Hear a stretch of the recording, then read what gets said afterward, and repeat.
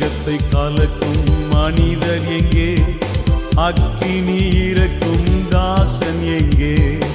உலகத்தை கலக்கும் மனிதர் எங்கே?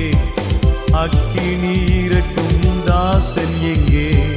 கர்த்தரே தெய்வம், மெய்யான தெய்வம் என்றுரைக்கும் நாட்கள் எங்கே? கர்த்தரே தெய்வம், மெய்யான தெய்வம் என்றுரைக்கும் நாட்கள் எங்கே? ஜெபிப்போம், செயல்படுவோம், இயேசுவின் நாமத்தை உயர்த்துவோம். ஜெபிப்போம், செயல்படுவோம், இயேசுவின் நாமத்தை உயர்த்துவோம். கிறிஸ்துவுக்குள் மிகவும் பிரியமான சகோதர சகோதரிகளே, புது வருடத்திற்குள் நாம் புகுந்து ஏறக்குறைய ஒரு வாரம் முடிவடைய போகிறது பாருங்கள்.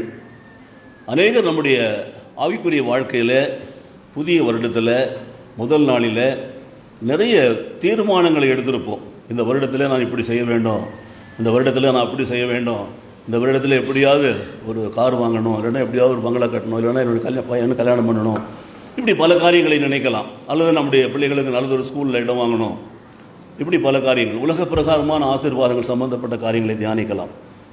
இந்த வருடத்தில் என் பிள்ளைகளை சத்தியத்தில் நடத்துவேன், வீட்டில் நான் அவளை பைபிள் படிக்க வைப்பேன், காலையில் எழுந்த உடனே மாலையில் அவளை உட்கார வச்சு ஜெபம் பண்ண வைப்பேன், அப்படின்னு தீர்மானம் எடுக்கலாம். ஆனால் நிறைய பேர் அப்படி எடுக்கிறதில்ல. புது செல் வாங்கி கொடுப்பேன், குடும்பமான வரைக்கும் வீட்டில் இருக்க எல்லா பிள்ளைகளுக்கும் ஆளுக்கு ஒரு செல்லு கொடுப்பேன், அப்படி தான் தீர்மானம் எடுக்கிறோம். நம்ம எப்பொழுதுமே செல் இல்லாத பிள்ளைங்க வீட்டில் இருக்கக்கூடாது, எல்லோரும் செல்லை வச்சிங்கன்னா அதில் அவங்க எங்கேஜ் ஆகிடணும். தே ஷுட் எங்கேஜ் தெம்செல்ஸ் இந்த செல்லு. அப்போ என்ன பண்ண மாட்டாங்க, என்ன டிஸ்டர்ப் பண்ண மாட்டாங்க, நான் என் வேலையை பார்ப்பேன், அப்படி தான் நிறைய பேர் இருக்கிறோம். ஆனால் புது வருட தீர்மானங்களை ஒவ்வொரு வருடமும் நாம் எடுக்கிறோமா இல்லையா? எடுக்கிறது உண்டா இல்லையா? எடுக்கிற பழக்கம் இல்லையா? புது வருட தீர்மானம் எடுப்பீங்களா, எடுக்க மாட்டிங்களா? இந்த வருடம் நான் என்ன செய்யணும் அப்படிங்கிற தீர்மானத்தை நீங்கள் முதல் நாள் எடுக்கலைன்னு சொன்னால், திட்டமிடாத பிள்ளைகள், வாழ்க்கையில் ஒரு திட்டம் இல்லை, ஒரு நோக்கம் இல்லை, ஒரு விஷன் இல்லை, ஒரு ஆம்பிஷன் இல்லை, ஒன்றுமே இல்லை. அப்படியே வருவோம் போவோம், அப்படியே போவோம். we don't have any plan in our life. திட்டமிடுதல் மிக அவசியம். திட்டமிடுதல் தான் தீர்மானத்துக்குள் நடக்கும். நான் திட்டமிடுகிறேன், தீர்மானிப்பேன். நான் தீர்மானித்தா அது நிறைவேற்ற பிரயாசப்படுவேன். அது நிறைவேற்ற பிரயாசப்படுவேன்னா அது நிறைவேறும்படி தேவனிடத்தில் ஜெபிப்பேன். அதற்காக நான் உபவாசம் இருப்பேன். அதுக்காக நான் ஆண்டவரிடத்தில் அதிகமாக வேதத்தை வாசித்து ஜெபிப்பேன். கர்த்தர் நடத்துவார். அப்படி தான் நம்ம தீர்மானம் எடுக்கணும். நம்முடைய சொந்த பலத்தினால் செய்ய முடியாது, போக முடியாது. அப்படி நீங்கள் இந்த வருடத்தில் ஒருவேளை உலக பிரகாரமான காரியங்களுக்கு தீர்மானம் எடுக்கலாம், அல்லது ஆவிக்குரிய காரியங்களில் கூட நீங்கள் தீர்மானம் எடுக்கலாம். இந்த வருடத்தில் நான் ஊழியக்காரனாக வருவேன், நான் புதிய மக்களை சந்திப்பேன், ஆண்டவர் அறியாத மக்களை சுவிசேஷம் சொல்லுவேன், அவர்களை ஆண்டவர்களை கொண்டு வருவேன், அப்படின்னு நீங்கள் தீர்மானம் எடுக்கலாம். நல்லது, சரிதானா? உங்களுடைய டார்கெட் அதன் அடிப்படையில் இருக்கிறது. உங்களுடைய டார்கெட்டை நீங்கள் நோட் பண்ணி வச்சுக்க வேண்டியதான். உங்களுடைய பட்ஜெட் உங்களுடைய திட்டத்தின்படி அமைகிறது. இந்த வருடத்தில் நாம் என்னென்ன செய்யணும், ஏற்கனவே வச்சுருக்கிற கடன் என்னென்ன, எப்படி அடைக்கணும், இப்போ புதுசாக கடன் வாங்காமல் இருப்பேன், இப்படிலாம் பல காரியங்களை செய்ய முடியும் பாருங்கள். வருட தொடக்கத்தில் அப்படி தான் நம்ம செய்வோம். நிறைய தீர்மானம் எடுப்போம் ஒவ்வொரு வருடமும். சில நேரங்களில் அது நிறைவேற்றும், சில நேரம் நிறைவேற்றாமல் போயிடும். ஏனென்றால் நாம் தேவனை சார்ந்து தீர்மானங்களை எடுத்து, தேவனை சார்ந்து தீர்மானங்கள் நிறைவேற்ற நாம் ஜெபித்து செயல்படுகிற பொழுது நிச்சயமாகவே நாம் ஜெயம் பெறுவோம். ஏனென்றால் கர்த்தர் தான் நமக்காக எல்லாவற்றையும் செய்து முடிக்கிறவர். சங்கீதம் 138 வாசிக்கிறோம். அப்போது நம்முடைய தீர்மானங்கள் எடுக்கிற பொழுது நம்முடைய கவுன்சிலர் யார், ஆலோசனை கர்த்தர் யார், எனக்கு யோசனை சொல்லுகிறவர் யார், என் ஆண்டவரா? அவருடைய பாதத்தில் அமர்ந்து, ஆண்டவரே இந்த புதிய வருடத்தில் நான் பிரவேசிக்க போகிறேன், நான் என்ன செய்ய வேண்டும் என்று கற்றுத்தாங்கன்னு சொல்லி நீங்கள் கேட்பீங்களா? கேட்டுட்டு ஜெபம் பண்ணிட்டு தீர்மானம் எடுப்பீங்களா? யோசித்து பாருங்கள். அப்போது அந்த தீர்மானங்களை ஆண்டவருடைய ஆலோசனைப்படி ஆண்டவருடைய பாதத்தில் அமர்ந்து ஆண்டவரோடு கூட சேர்ந்து நாம் எடுத்து அதை நோட் பண்ணி வச்சு அதை கையில் வச்சு ஜெபம் பண்ணிவிட்டு, அதுக்காக நாம் ஜெபம் பண்ணிவிட்டு அந்த காரியங்களை செய்ய ஆரம்பித்தோம்னா கர்த்தர் நிச்சயமாகவே அவைகளை நம்முடைய வாழ்க்கையில் செய்து முடிப்பார். விசுவாசிக்கிறீங்களா? நிச்சயமாக செய்து முடிப்பார். அது நடந்தே தீரும். ஏனென்றால் அவருடைய ஆலோசனையின்படி அவருடைய பாதத்தில் அமர்ந்து அவரை கேட்டு அவர் சொன்னபடி நான் தீர்மானங்களை எடுத்திருக்கிறேன், அது நிறைவேறும். ஸோ என்ன தீர்மானங்கள் எடுத்திருப்பீங்களோ எனக்கு தெரியாது. நான் முதல் நாளில் வழக்கமாக சொல்லுவேன், கடந்த வருஷத்தில் நான் சொல்லியிருக்கிறேன். ஆனால் இந்த வருஷத்தில் நம்ம வாக்குத்தத்தத்தை பேசிட்டேன். ஏனென்றால் உண்மையுள்ள மனுஷனை குறித்து பல காரியங்களை சொல்ல பிரியப்பட்டதுனால இன்றைக்கு நாம் அந்த தீர்மானங்களை குறித்து பார்க்க போகிறோம். புது வருட தீர்மானங்கள், ஜெபம் கலந்த தீர்மானங்கள், ஜெபத்தோடு கூட தீர்மானிக்க வேண்டிய காரியங்கள்.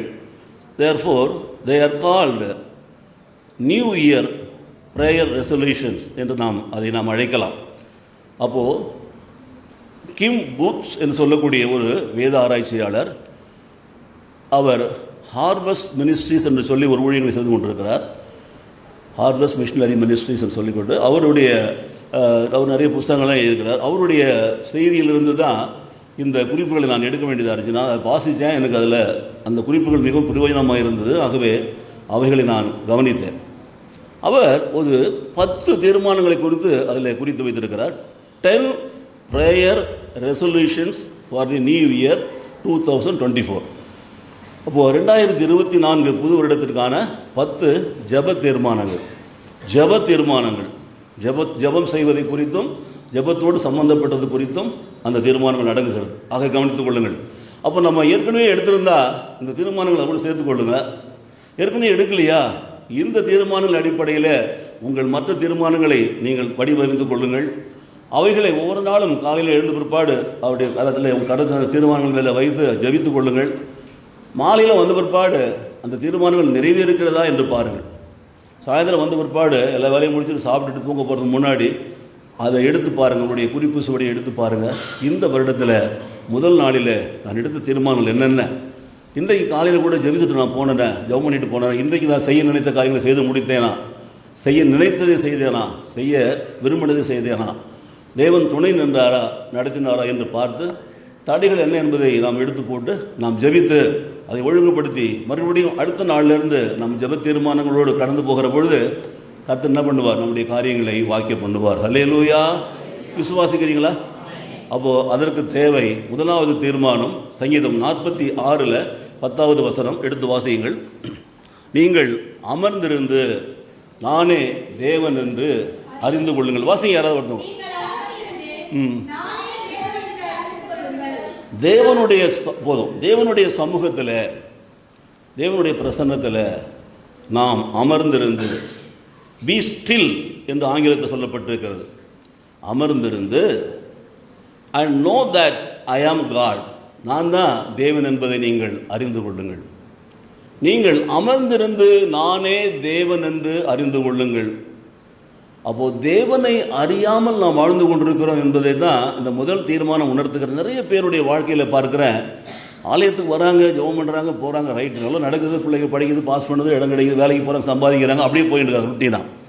ஆனால் தேவனுடைய பாதத்தில் அமர்ந்து தேவனுடைய வல்லமை, தேவனுடைய சத்துவம், தேவனுடைய அபிஷேகம், தேவனுடைய வழிநடத்துதலை குறித்த அவர்களுக்கு ஒரு ஞானம் இருப்பதே கிடையாது.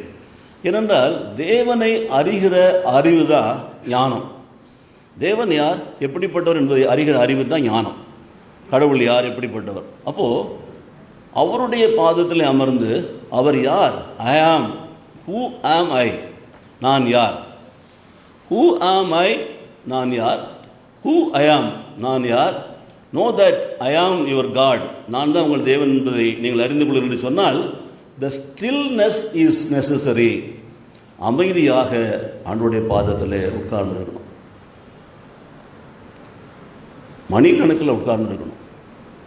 ஆண்டவருடைய வசனங்களை தியானிக்கிறோம், ஆண்டவர் நம்முடைய வாழ்க்கையில் நடத்தின காரியங்களை தியானிக்கிறோம், ஆண்டவர் நம்முடைய வாழ்க்கையில் செய்த காரியங்களை தியானிக்கிறோம், ஆண்டவர் இன்னும் நம்முடைய சுற்றில் உள்ள மக்கள் வாழ்க்கையில் செய்த காரியங்கள் என்ன அதை தியானிக்கிறோம், ஆண்டவர் நம்முடைய தேசத்துக்கு செய்த காரியங்கள் என்ன, ஆண்டவர் கடந்த 6000 வருடங்களாக பழைய ஏற்பாட்டு காலத்தில் புதிய ஏற்பாட்டு காலத்தில் என்னெல்லாம் செய்திருக்கிறார், அவர் யார் என்பதெல்லாம் வேத வசனத்தின் அடிப்படையில் நாம் அறிந்து கொள்ள வேண்டும். பாருங்க, அப்போது இது ஒரு ஜெபம்.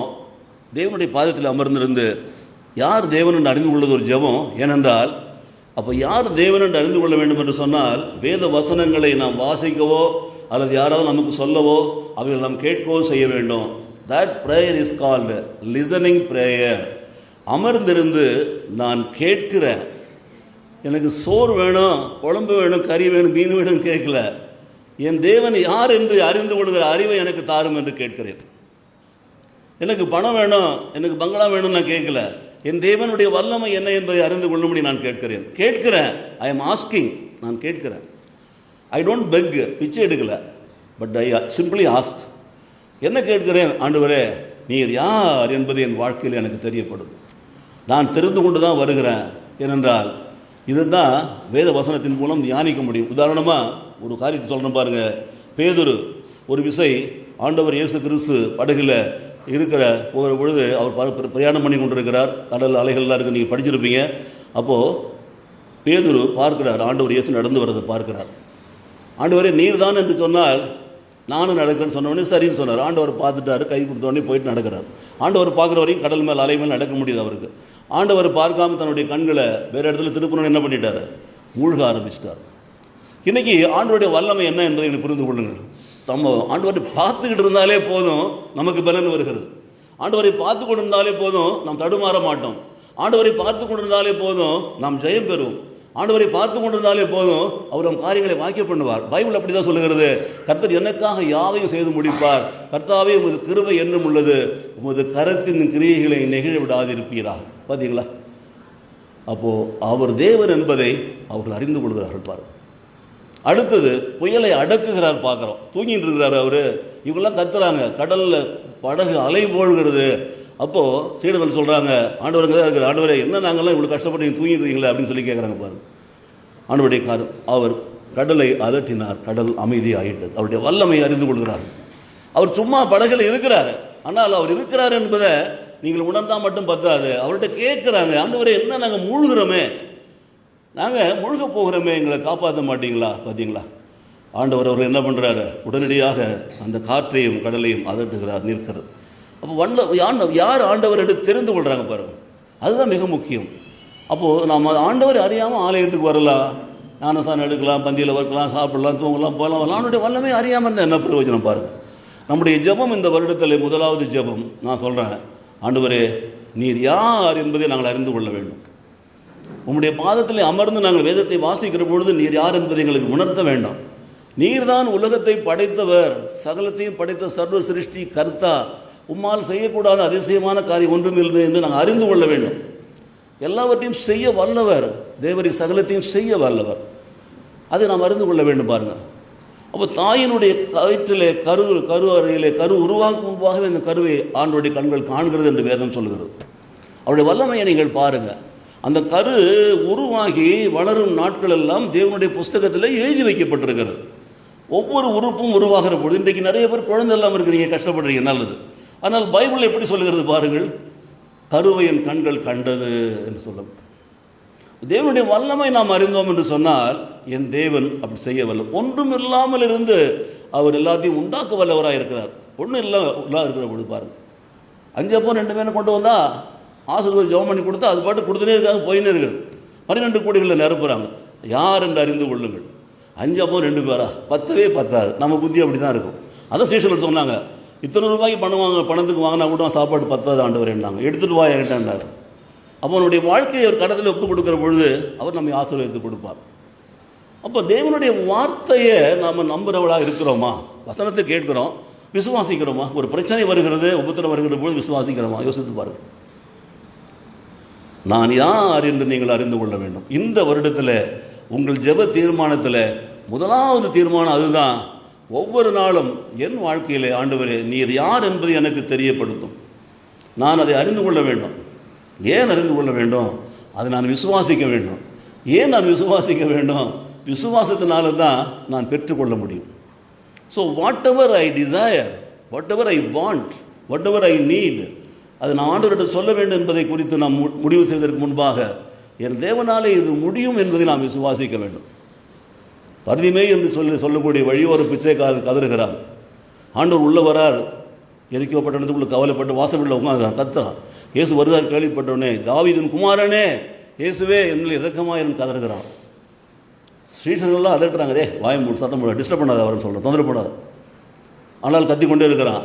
ஆண்டவர் கவனிக்கிறார், உன்னை கூப்பிடுறார். துப்பட்டிலாம் தூக்கி போட்டு ஓடி போகிறான். அவன்கிட்ட என்ன கேட்குறேன்? நான் உனக்கு என்ன செய்ய வேண்டும்? நான் உனக்கு என்ன செய்ய வேண்டும் என்று எனது ஆண்டவர் இன்றைக்கு நம்மை கேட்டுக்கொண்டிருக்கிறார். ஆனால் நாம் என்ன செய்து கொண்டிருக்கிறோம்? அவர்கிட்ட சொல்ல தயாராக இல்லை. நாம் அவர்கிட்ட மட்டும் சொல்லக்கூடாது.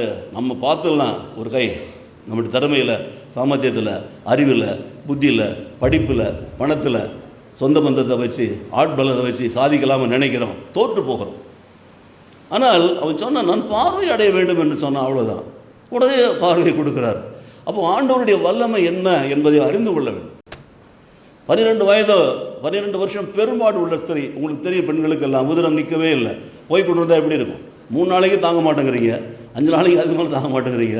12 வருஷம் ஒருத்தி வீட்டு வாசப்படியிலேயே உட்காந்துருந்தாள்னா எப்படி இருந்திருக்கும்? மழையிலையும் காட்டில் உள்ளே சேர்க்க மாட்டாங்க. நம்ம வீட்டில் மாதிரி கிடையாது. நம்ம பாப்பா நான் உள்ளே வந்துடு, பரவாயில்ல நம்ம வச்சுக்குவோம். அவங்களாம் அப்படி கிடையாது. சாங்கியம் அல்ல, அவர்கள் அந்த சுத்தத்தை, அந்த சுத்திகரிப்பை அவர் சரியாக பராமரித்தார்கள். அவள் என்னென்னமோ செலவு பண்ணி வைத்தியெல்லாம் பண்ணி பார்த்தா கிடைக்கல. ஆனால் இயேசு கிறிஸ்துவை பற்றி கேள்விப்பட்டிருக்கா.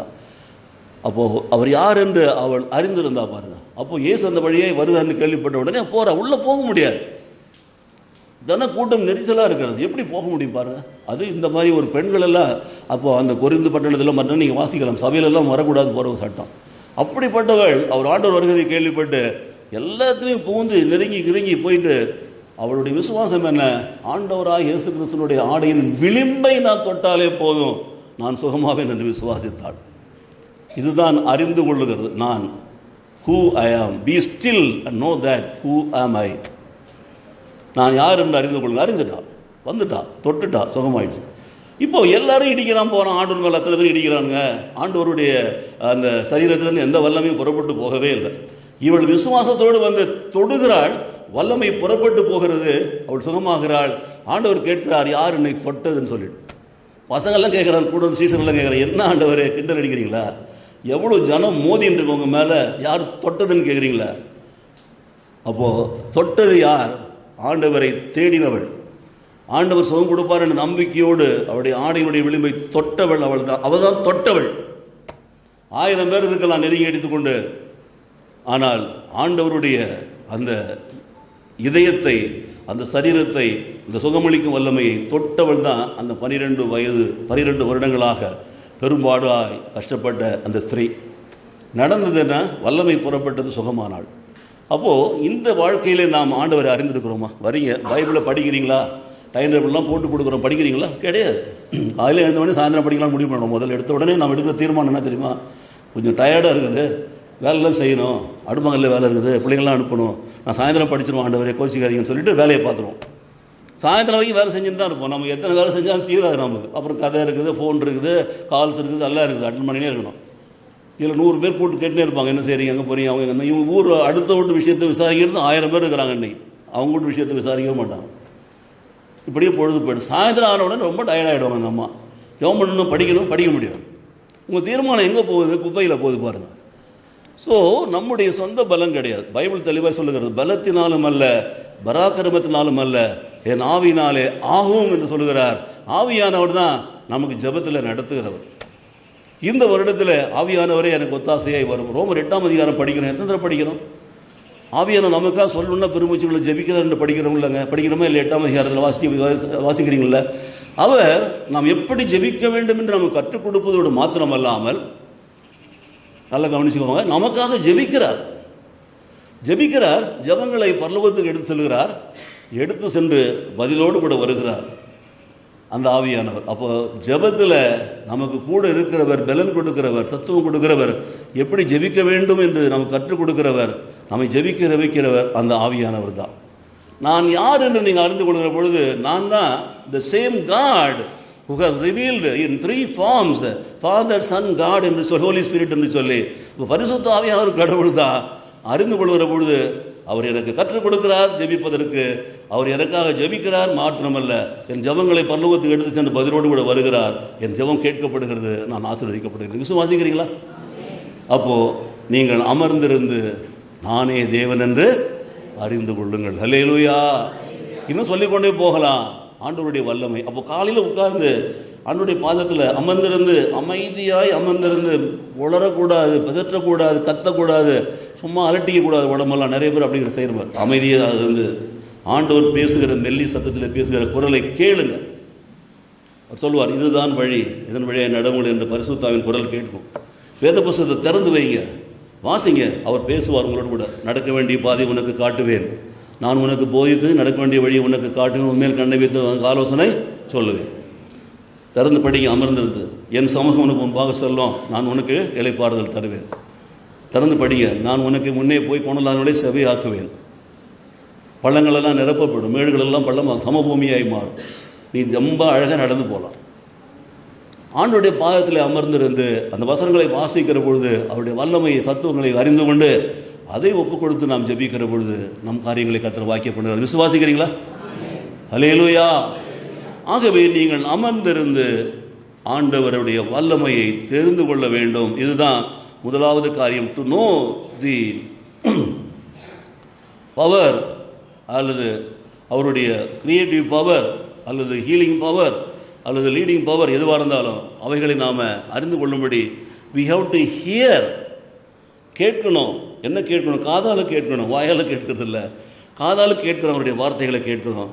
அவர் யார் என்று நாம் அறிந்து கொள்ளும்படியான காரியங்களை நாம் கேட்க வேண்டும். Be still and know that I am God. ஹல்லேலூயா.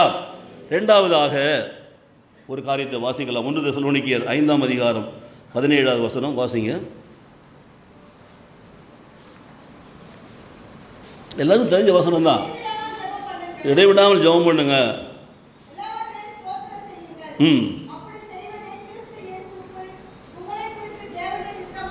தேவனுடைய சித்தமாக இருக்கிறது, திட்டமாக இருக்கிறது, தேவனுடைய எல்லாமே அதுதான்.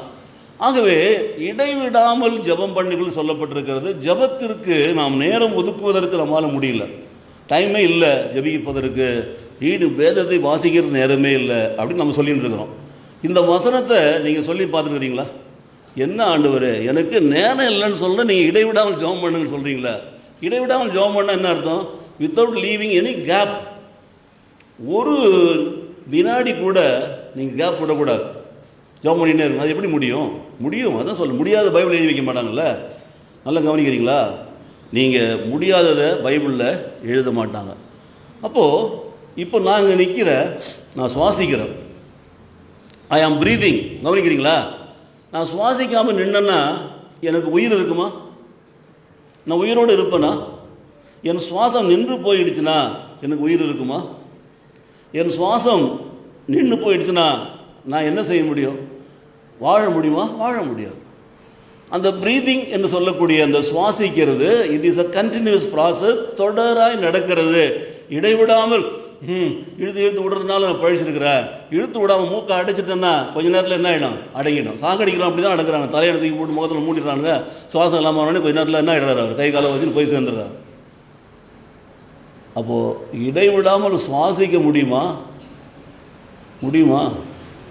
சுவாசிக்கிறீங்களா? என்ன சொல்லணும்னு தெரியலையா?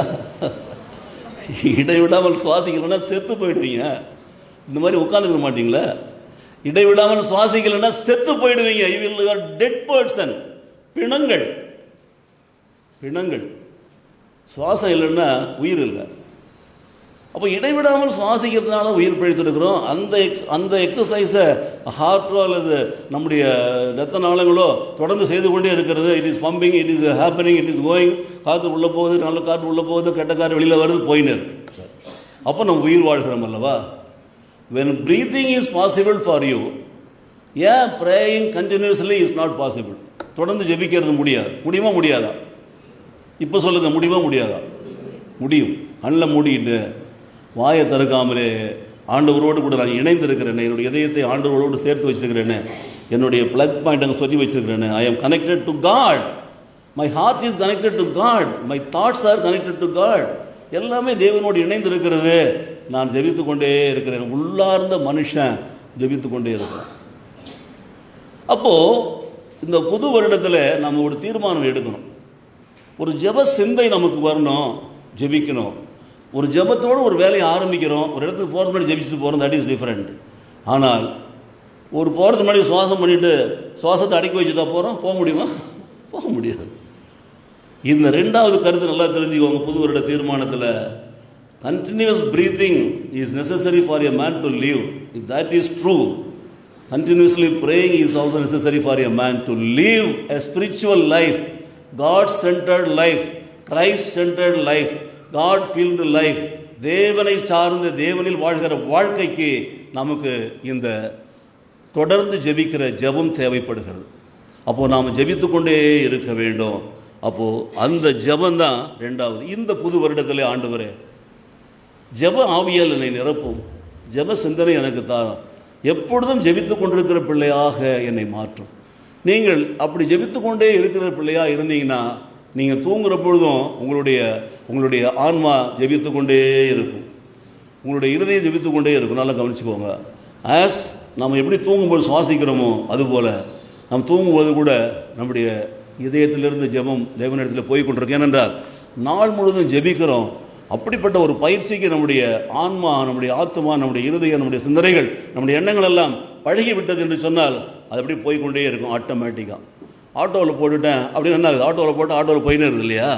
நீங்களும் உங்களுடைய ஹார்ட்டை ஆட்டோவில் போட்டுட்டிங்கன்னா, ஆண்டவரோடு இணைச்சிட்டிங்கன்னா, that will be connected to God. Prayer will go, reply will come, answers will come, we will be blessed. நாம் கர்த்தரோடு இணைக்கப்பட்டிருப்போம். நாம் எப்பொழுதும் எரிந்து கொண்டிருக்கிற ஒரு டியூப் லைட்டை போல இருப்போம். மற்றவர்களுக்கு பிரயோஜனம் உள்ள பிள்ளைகளாக இருப்போம். நம்முடைய வாழ்க்கையில் நாம் ஒளியிற பிள்ளைகளாக இருப்போம். விசுவாசிக்கிறீங்களா? கரங்களை தட்டி கர்த்தருக்கு நன்றி சொல்லலாம். ரெண்டாவது கருத்தை நான் சொல்லியிருக்கிறேன். இப்போ மூன்றாவது கருத்தை சொல்லிவிட்டு நம்ம நிறுத்திடுவோம். மீதி அடுத்த நாள் பார்க்கலாம். And pray in the spirit. ஆவியில் நிரம்பி ஜெபிக்கணுமா? நான் சொல்லிட்டேன். ஏனென்றால் நம்முடைய ஆசிரியரே பரிசுத்த ஆவியானவர் தான், நம்முடைய டீச்சரும் பரிசுத்த ஆவியானவர் தான், நம்முடைய ஃப்ரெண்டும் பரிசுத்த ஆவியானவர் தான், நமக்காக ஜெபிக்கிறவரும் பரிசுத்த ஆவியானவர் தான், நம்ம ஜெபங்களுக்கு பதில் கொடுக்குறவரும் பரிசுத்த ஆவியானவர் தான். அவர் தான் கர்த்தர், அவர் தான் கடவுள். எபேசியருக்கு நிருபம் 6ஆம் அதிகாரம் 18ஆம் வசனம் வாசிப்போம்.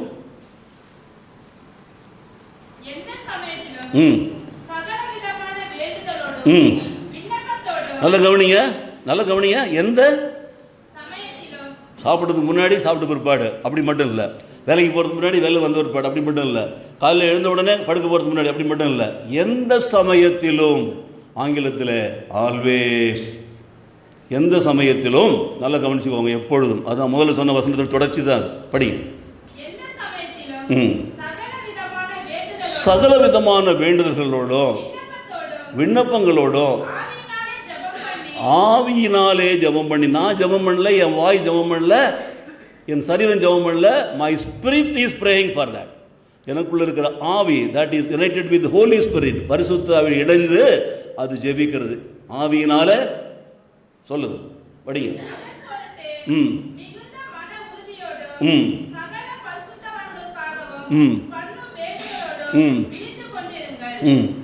அப்போ இந்த ஜெபம் என்பது பார்த்தீங்கன்னா ஆவியில் நிறைந்து எந்த சமயத்திலும் எல்லா காரியங்களுக்கும் ஜெபிக்கலாம்.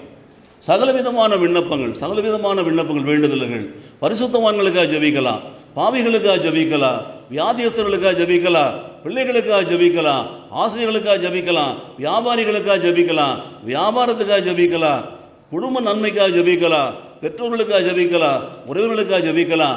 எந்த சமயத்தில் நம்மால் முடியும். ஏனென்றால் ஜெபிப்பது நான் அல்ல, எனக்குள்ள இருக்கிற பரிசுத்த ஆவியானவர். அந்த ஆவியானவர் எந்த சமயத்திலும் விண்ணப்பங்களை ஏறெடுத்து கொண்டே இருக்கிறார். ஆவியானவர் விண்ணப்பங்களை பரலோகத்துக்கு கொண்டு போய் கொண்டே இருக்கிறார். பதில் வந்து கொண்டே இருக்கிறது. இப்போ என்னுடைய ஆவியில் நிறைந்து நாம் ஜெபிக்கிற பொழுது, ஹல்லேலூயா, ஆவி நம்மை விட்டு போயிடுச்சுன்னா நாம் உயிரோடு இருக்க மாட்டோம். நல்ல கவனிங்க. நம்ம எப்படி சுவாசிக்கிறோம் அது போல தான் இந்த பரிசுத்த ஆவியானவர் நாம் கொடுக்கப்பட்டிருக்கிறார்.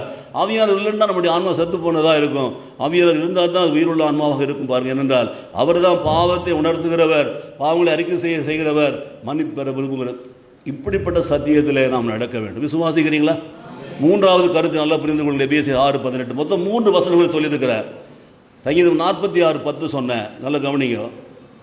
தெசலோனிக்கரில் 5ஆம் அதிகாரத்தில், அடுத்தது எபேசியரில் 6ஆம் அதிகாரத்தில் 3 காரியங்கள். நம்முடைய புது வருட தீர்மானத்தில், ஜெப தீர்மானங்களில் 10 தீர்மானங்களை சொல்ல போகிறேன். ஆனால் இன்றைக்கு முதல் 3 தீர்மானங்களோடு நான் முடிக்கிறேன்.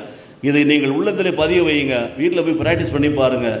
காலையில் எழுந்த பிற்பாடு உங்களுடைய தீர்மானத்தை கரங்களில் வைத்து ஜெபித்து விட்டு ஆண்டவரிடத்தில் நீங்கள் வேதத்தை வாசியுங்கள். தேவன் யார், எப்படிப்பட்டவர், அவருடைய வல்லமை என்பதை உங்களுக்கு வெளிப்படுத்துவார். அவரை நீங்கள் அறிந்து கொள்வீர்கள். அறிந்து கொண்ட பிற்பாடு அவரிடத்தில் நீங்கள் ஜெபித்து ஆசீர்வாதங்களை பெற்றுக்கொள்வீர்கள். நீங்கள் எப்பொழுதும் ஜெபிக்கிற பொழுது நீங்கள் சுவாசிப்பது போல ஆண்டவரிடத்தில் நீங்கள் தொடர்பு வைத்திருப்பீர்கள். நீங்கள் எப்படி உயிர் வாழ்கிறீர்களோ உங்களுடைய சரீரத்தில், அதுபோல ஜெபம் உங்களை ஆவியிலே உயிர் வாழ வைக்கும். ஆவிக்குரிய வாழ்க்கையில் தேவனோடு இணைந்திருப்பீர்கள். மூன்றாவது, எப்பொழுதும் மற்றவர்களுக்காக நாம் ஜெபிக்கிற பொழுது பார்த்தீங்களா, ஆவியில் நிறைந்தவர்களாக எந்த சமயத்திலும் சகல விதமான வேண்டுதல்களோடோ விண்ணப்பங்களோடோ பரிசுத்தவான்களுக்காகவும் அவர்களுக்காக ஜெபிக்கிற பொழுது கர்த்தர் பதில் கொடுத்து ஆசீர்வதிக்கிறதோடு மாத்திரமில்லாமல் நம்முடைய வாழ்க்கையில் அந்த ஜெபம் நம்மை உயர்த்தும் மேன்மைப்படுத்தும். ஹல்லேலூயா. எங்களை நேசிக்கிற நல்ல பிதாவே, இந்த 3 காரியங்களுக்காக நம்ம துதிக்கிறோம், ஸ்தோத்திரிக்கிறோம். நம்முடைய பிள்ளைகளுக்கு இந்த 3 காரியங்களையும் சொல்லியிருக்கிறோம். இந்த முதல் வாரத்தில் முதல் ஞாயிற்றுக்கிழமையில் இவளை கற்றுக்கொண்டு ஆண்டவர் இந்த வருடம் முழுவதும் இதை கடைபிடிக்கும்படியாக ஜெபிக்கிற பிள்ளைகளாக ஜெப வீரர்களாக நீர் மாற்றி ஜெபத்தினால் ஆகாத காரியம் ஒன்றும் இல்லை என்பதை உணர்ந்து தங்கள் வாழ்க்கையில் அவர்கள் சாதிக்கும்படியாக ஒப்புக் கொடுத்து நான் ஜெபிக்கிறேன் சுவாமி. ஜெபத்தினாலே நிரப்பும், ஜெப ஆவினாலே நிரப்பும். இந்த ஜெப ரெசல்யூஷனை அவர் நிறைவேற்றி அவர்களுக்கு கிருபை தாரும். இயேசு கிறிஸ்துவ நாமத்திலே பிதாவே. கைகளை தட்டுவோம்.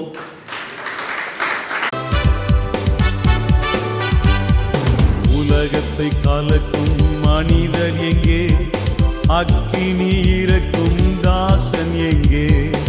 உலகத்தை கலக்கும் மனிதர் எங்கே? அக்கினி இறக்கும் தாசன் எங்கே?